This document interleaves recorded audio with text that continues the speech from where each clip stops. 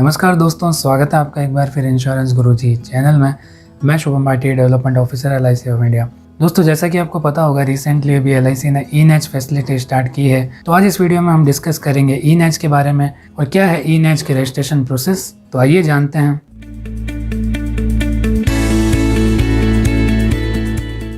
दोस्तों, अगर आपको अपनी LIC की प्रीमियम आपके बैंक अकाउंट से डेबिट करवानी है तो आप नेच की मदद से करवा सकते हैं। नेच का फुल फॉर्म होता है नेशनल ऑटोमेटेड क्लियरिंग हाउस। तो पहले अगर हमें इंश्योरेंस पॉलिसी की प्रीमियम ऑटो डेबिट करवानी है बैंक से, तो उस केस में हमें इस तरीके का नेच मैंडेट फॉर्म फिल करके देना पड़ता था। लेकिन अब आपको इस तरीके का फॉर्म फिल करके देने की ज़रूरत नहीं पड़ेगी, क्योंकि अब LIC ने ई-नेच फैसिलिटी स्टार्ट कर दी है। ई-नेच का मतलब है electronic national automated clearing house. इसमें आपको ऑफलाइन ऑटो डेबिट का मैंडेट फॉर्म नहीं भेजना पड़ेगा। ये कंप्लीट प्रोसेस आपका ऑनलाइन पेपरलेस किया जाएगा। तो अगर आप नेच और ई-नेच को डिटेल में जानना चाहते हैं तो इससे पहले जो हमने वीडियो बनाया था ई-नेच के बारे में, उसमें हमने डिटेल में कंपैरिजन देखा था नेच और ई-नेच का, और एक शॉर्ट में हमने देखा था कि ई-नेच किस तरीके से आपका प्रोसेस किया जाएगा LIC में। उस वीडियो में जाके आप अच्छे से कंपैरिजन देख सकते हैं नेच और ई-नेच में क्या मेन डिफरेंस है। तो आज इस वीडियो में हम डिटेल में जानेंगे ई-नेच का रजिस्ट्रेशन प्रोसेस, कि किस तरीके से आपको पॉलिसी के अंदर ई-नेच कंप्लीट करना है और किस तरीके से आपका ऑटो डेबिट सिस्टम किया जाएगा। तो आइए जानते हैं। तो जब भी आप अपनी LIC की पॉलिसी को नेच से ऑटो डेबिट करवाना चाहते हैं तो उस केस में आपको बैंक डिटेल देनी पड़ेगी आपकी, जिस बैंक से भी आप ऑटो डेबिट करवाना चाहते हैं। तो जब भी आप LIC पॉलिसी कंप्लीट करेंगे तो उस टाइम अगर आप एजेंट हैं तो आपको कस्टमर से ये मैंडेट फॉर्म फिल करवाना है, जिसमें आपको उनकी कंप्लीट बैंक डिटेल लेनी है। और अगर आप कस्टमर हैं तो आपको इस तरीके का फॉर्म साइन करना पड़ेगा। इस मैंडेट फॉर्म में एक बेसिक डिक्लेरेशन होता है। उस डिक्लेरेशन में क्या है, तो डिक्लेरेशन में सबसे पहला इंस्ट्रक्शन है mobile number and email ID are mandatory. Mobile number और ईमेल आईडी देना कंपलसरी है यहाँ पे। Second, name of account holder, IFSC, bank account number of destination bank is to be provided in proposal form. आपको proposal form में आप जिस bank से ऑटो डेबिट करवाना चाहते हैं उस बैंक का IFSC देना है, बैंक अकाउंट नंबर देना है, और इसी के साथ उस बैंक में आपका क्या रजिस्टर्ड नेम है वो नेम भी आपको प्रोवाइड करना पड़ेगा। थर्ड है, ई-नेच registration will be permitted only if the customer's bank is an ई-नेच participant। आपको ई-नेच फैसिलिटी लेने के लिए आपके बैंक में पता करना पड़ेगा कि आपका बैंक ई-नेच एक्सेप्ट करता है या नहीं करता। ऑलमोस्ट सभी बैंक ई-नेच एक्सेप्ट करते हैं, लेकिन कुछ बैंक ऐसे हैं जिन्होंने अभी तक ई-नेच फैसिलिटी स्टार्ट नहीं की है। तो इसलिए आपको पहले ये कंफर्म करना पड़ेगा कि आपके बैंक में ई-नेच लागू है या नहीं है। फोर्थ है, जो आपकी इंश्योरेंस की प्रीमियम होगी विथ GST वो 10 लाख से ज़्यादा नहीं होनी चाहिए। 10 लाख से ज़्यादा अगर आपका प्रीमियम अमाउंट विथ GST बन रहा है तो उस केस में आपका ई-नेच अलाउ नहीं किया जाएगा। मैक्सिमम लिमिट 10 लाख की गई है। फिफ्थ है, अगर आप मंथली मोड चूज करते हैं तो उस केस में आपको एडवांस में 2 इंस्टॉलमेंट्स पे करनी पड़ेगी। और इसी के साथ अगर आप पॉलिसी को बैक डेट में लेते हैं, बैक डेट मतलब सपोज आप चाहते हैं आपकी पॉलिसी पास्ट के 2 मंथ्स पहले स्टार्ट होनी चाहिए, तो वो फैसिलिटी को कहते हैं बैक डेटिंग। अगर आप वो मोड लेते हैं तो उस केस में आपको ड्यूरेशन के अकॉर्डिंग एक्स्ट्रा प्रीमियम पे करना पड़ता है, तो वो प्रीमियम भी आपको साथ में देना पड़ेगा यहाँ पे। सिक्स्थ है, जब आपका पॉलिसी नंबर अलॉट होगा उसके बाद आपके SMS और ईमेल पे एक LIC की तरफ से ई मैंडेट का लिंक भेजा जाएगा। उस लिंक पे जाके आपको 15 दिन के अंदर ई मैंडेट का रजिस्ट्रेशन प्रोसेस कंप्लीट करना है। तो ये 15 डेज के अंदर जो प्रोसेस करना है लिंक पे क्लिक करके, वो इस वीडियो में आपको मैं आगे समझा दूंगा। तो इस वीडियो को आप बिल्कुल भी स्किप मत कीजिएगा, नहीं तो आपके अगर कोई भी स्टेप मिस हो गया तो आपको आगे प्रॉब्लम आ सकती है। जब फर्स्ट टाइम LIC आपको लिंक सेंड करेगी और अगर स्टार्टिंग के 7 डेज में अगर आपने उससे रजिस्ट्रेशन कंप्लीट नहीं किया है तो आपके पास 7th डे एक रिमाइंडर फिर से भेजा जाएगा उस लिंक को एक्टिवेट करने के लिए। अगर आप उसे नहीं एक्टिवेट करते हैं तो 10th डे आपको अगेन रिमाइंडर सेंड किया जाएगा उसे कंप्लीट करने के लिए। अगर आप तभी भी इसे कंप्लीट नहीं करेंगे तो आपको 13th डे एक और रिमाइंडर सेंड किया जाएगा। अगर आप 13th डे तक भी रजिस्ट्रेशन कंप्लीट नहीं करते हैं तो आपको लास्ट 15th डे एक रिमाइंडर और सेंड किया जाएगा। और अगर आप 15th डे को भी रजिस्ट्रेशन कंप्लीट नहीं करेंगे तो उसके बाद भी आपको LIC की तरफ से 48 आवर्स का टाइम अलग से दिया जाएगा। और जब 18th डे कंप्लीट हो जाएगा पॉलिसी नंबर लगने के बाद, उसके बाद आपका ये लिंक एक्सपायर हो जाएगा। इसके बाद आपको अगर लिंक वापस एक्टिवेट करना है तो आपको ब्रांच में जाके वापस लिंक सेंड करवाना पड़ेगा। लेकिन यहाँ पे एक कंडीशन है, अगर आपकी मंथली पॉलिसी है तो ही ब्रांच की तरफ से आपको ये लिंक सेंड किया जाएगा। अगर आपकी कोई क्वार्टरली पॉलिसी को आप नेच करना चाहते हैं या फिर हार्फेली पॉलिसी है या ईयरली पॉलिसी है, तो उस केस पे पॉलिसी नंबर लगने के 20th डे के बाद आपकी ये पॉलिसी ऑर्डिनरी पॉलिसी में कन्वर्ट हो जाएगी, जहाँ पे आपकी ऑटो डेबिट नहीं किया जाएगा बैंक से। आपको फिर प्रीमियम या तो कैश काउंटर पर पे करनी पड़ेगी या फिर आपको ऑनलाइन मोड से पेमेंट करना पड़ेगा। तो आपको इस बात का विशेष ध्यान रखना है कि जब भी आप ई-नेच के थ्रू पॉलिसी कंप्लीट करें तो आपको 18 दिन के अंदर उसे कंप्लीट करवाना है। 18th डे के बाद अगर आपकी मंथली पॉलिसी नहीं है और 20th डे आपका अगर मंथली मोड नहीं है और अदर मोड है, तो आपकी ये पॉलिसी ऑर्डिनरी पॉलिसी में कन्वर्ट कर दी जाएगी। फिर यहाँ पे ई-नेच आप अप्लाई नहीं कर पाएंगे वापस। तो यहाँ पे मंथली मोड में भी एक कंडीशन है कि पॉलिसी के 1 ईयर के अंदर ही आप लिंक रीसेंड कर सकते हैं। अगर 1 साल कंप्लीट हो गया है और अभी तक आपने अगर ई-नेच मैंडेट वैलिडेट नहीं किया है, उस केस में 2nd ईयर के बाद आप लिंक रीसेंड नहीं कर पाएंगे। तो ये डिक्लेरेशन एग्री करने के लिए आपको इस तरीके का डिक्लेरेशन फॉर्म इसके नीचे होगा, वो फिल करना पड़ेगा। तो यहाँ जैसे हमने ये फिल कर रखा है, ये ब्लैंक फॉर्म आपको वीडियो के डिस्क्रिप्शन में मिल जाएगा, वहाँ जाके आप इसे डाउनलोड कर सकते हैं। तो अगर आप इन सब इंस्ट्रक्शन को एग्री करते हैं तो आपको नीचे यहाँ declaration by the proposer fill करना है। इसमें जो पॉलिसी करवा रहे हैं उनकी डिटेल भरनी है। जैसे सपोज अगर आप बच्चों की पॉलिसी कर रहे हैं और फादर बच्चों की पॉलिसी करवा रहे हैं, तो यहाँ पे डिटेल सारी फादर की भरी जाएगी, बच्चों की नहीं भरी जाएगी। और अगर सिंगल पर्सन की पॉलिसी की जा रही है तो उनकी डिटेल यहाँ पूरी फिल करनी है आपको। तो सबसे पहले नेम ऑफ अकाउंट होल्डर, जो आपके बैंक के अंदर नाम है वो नाम आपको यहाँ एग्जैक्टली लिखना है। अगर आप पॉलिसी में कुछ अदर सरनेम दे रहे हैं और आपके बैंक में अगर सरनेम नहीं है तो आपको यहाँ पे विदाउट सरनेम वाला नेम लिखना है। फिर आपको नीचे बैंक नेम लिखना है, लाइक ABC बैंक। फिर आपको बैंक अकाउंट नंबर लिखना है आपके। फिर आपको IFSC लिखना है।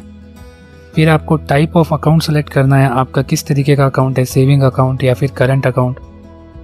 फिर आपको यहाँ नीचे ईमेल ID देनी है। अगर ईमेल ID आपके बैंक में आपने नहीं दी है तो आप यहाँ कोई भी अदर ईमेल ID दे सकते हैं। और फिर आपको नीचे यहाँ मोबाइल नंबर देना है, जो मोबाइल नंबर आप पॉलिसी में दे रहे हैं वो मोबाइल नंबर यहाँ दे सकते हैं। फिर आपको यहाँ पे नीचे सिग्नेचर ऑफ में साइन करना है।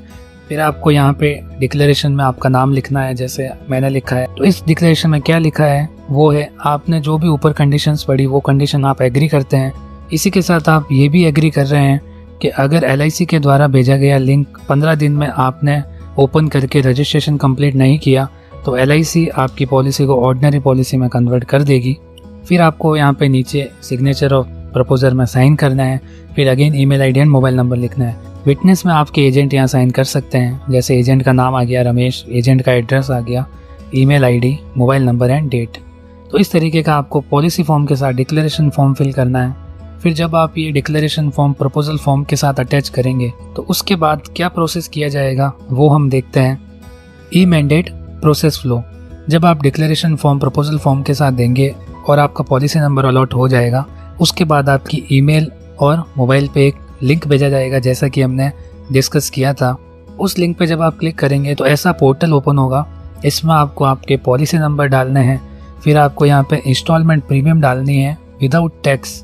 अगर आपको कन्फ्यूजन है आपकी प्रीमियम विदाउट टैक्स कितनी होगी, तो आपकी जो फर्स्ट प्रीमियम रिसिप्ट है उसमें सारी डिटेल लिखी है, फिर भी आपको नहीं समझ आता है तो आप एजेंट से कंसल्ट कर सकते हैं। फिर आपको नीचे यहाँ पे डेट ऑफ बर्थ लिखनी है। अगर बच्चे के नाम से पॉलिसी की जा रही है तो यहाँ पे बच्चे की डेट ऑफ बर्थ लिखी जाएगी, जैसे कि हमने यहाँ डिटेल फिल की है। फिर ये नीचे आपको यहाँ पे वेरीफाई पे क्लिक करना है। जब वेरीफाई पे क्लिक करेंगे तो आपके पास यहाँ पूरी डिटेल आ जाएगी। जो भी पॉलिसी में आपने नाम रजिस्टर किया है वो आ जाएगा, आपके मोबाइल नंबर आ जाएंगे, आपकी ईमेल ID आ जाएगी। फिर आपको नीचे यहाँ पे ब्रांच ऑफिस दिख जाएगा, जिस ब्रांच से आपकी पॉलिसी कंप्लीट की जा रही है उस ब्रांच का नेम एंड कोड आ जाएगा, और वो ब्रांच कौन सी डिविजनल ऑफिस में अटैच है वो भी यहाँ पे नाम आ जाएगा।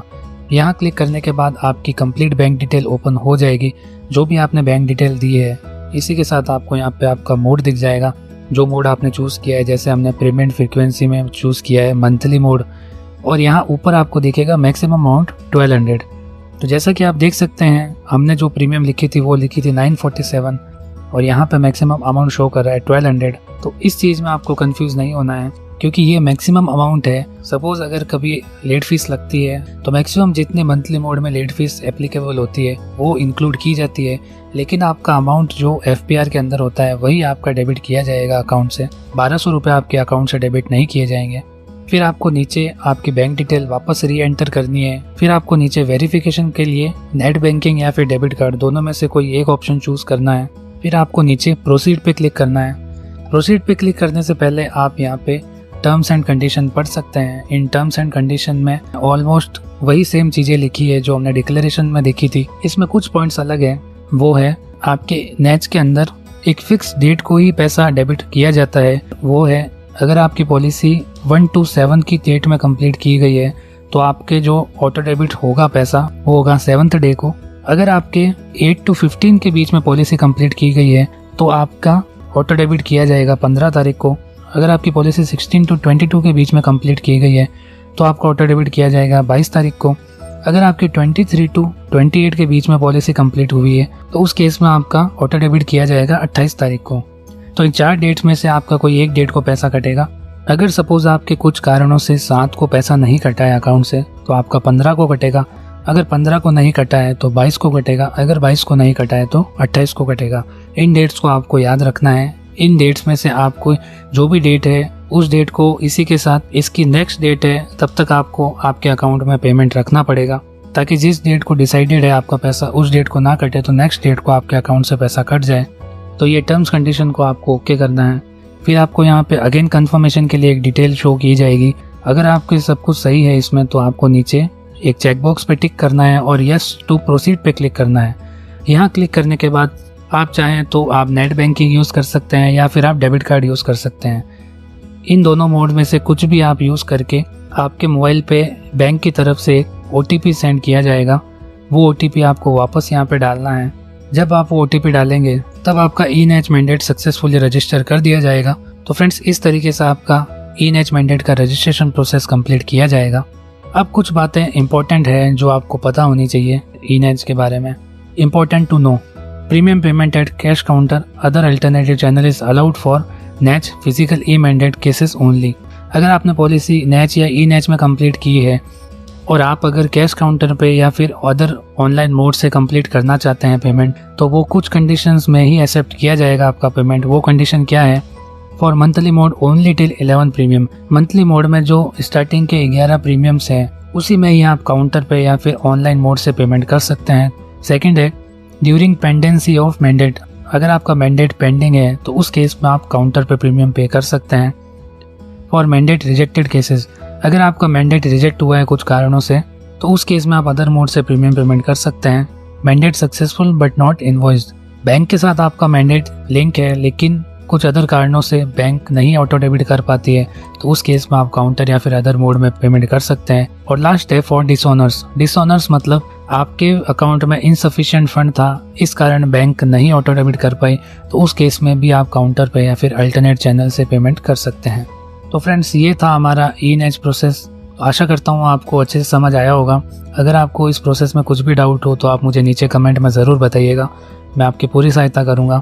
तो दोस्तों अगर आपको इस वीडियो से नॉलेज मिली हो तो इस वीडियो को लाइक कीजिएगा, जिससे मेरा मोटिवेशन बना रहे, एंड अपने फ्रेंड्स एंड कलीग्स के साथ ज़रूर शेयर कीजिएगा। और अगर आप इस चैनल पर नए हैं तो इस चैनल को ज़रूर सब्सक्राइब कर दीजिएगा। Okay friends, thank you.